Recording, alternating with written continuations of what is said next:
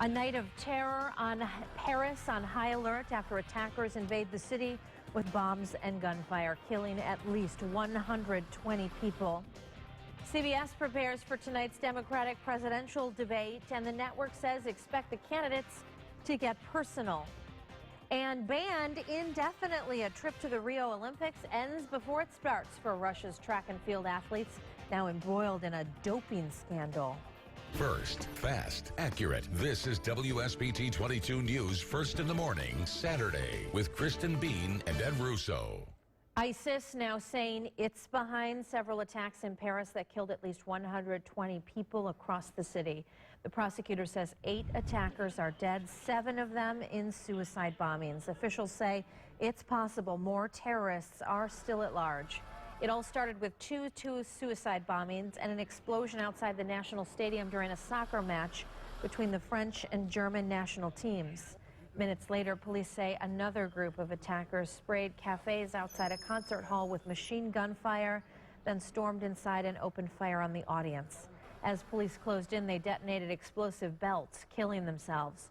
France has declared a national state of emergency and tightened its borders. People are being asked to stay indoors. At this point, U.S. officials don't believe there's any threat to our country.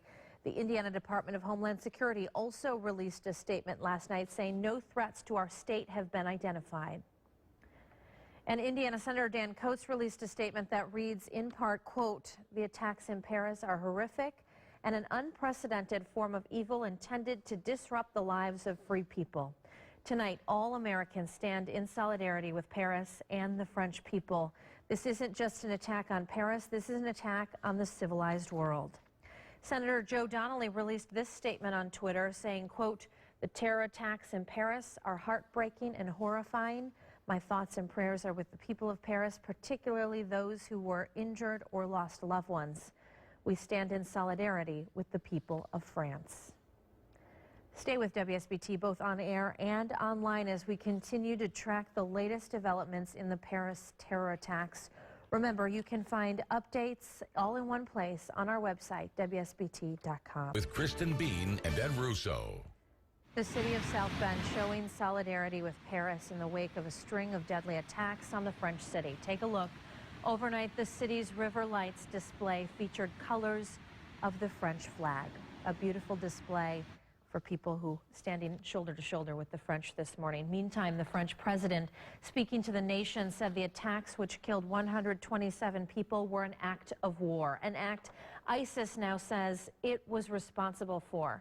Right now, the country's borders are closed and France is under a state of emergency. The attacks include shootings at restaurants and a hostage situation at a movie theater.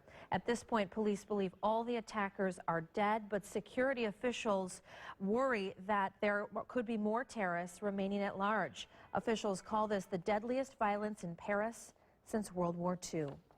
No doubt the coming days are packed with uncertainty for those working, living, and vacationing in Paris.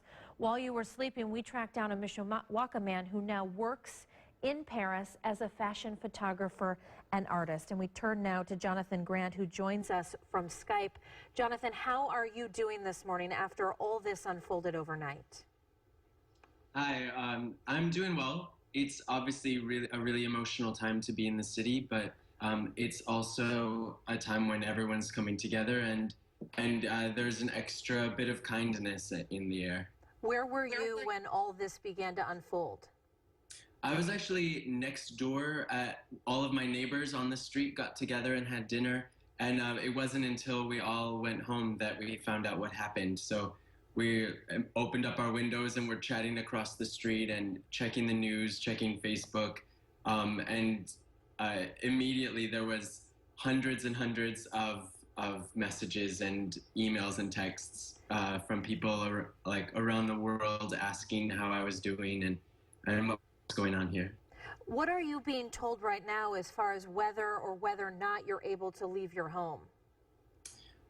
So I did go out to get bread this morning, and the city seems to be thriving as usual. The metros are closed. A lot of the public transportation is down, though I did see some buses going. And even though the borders are closed, some things like the Eurostar is still coming in and out of Paris.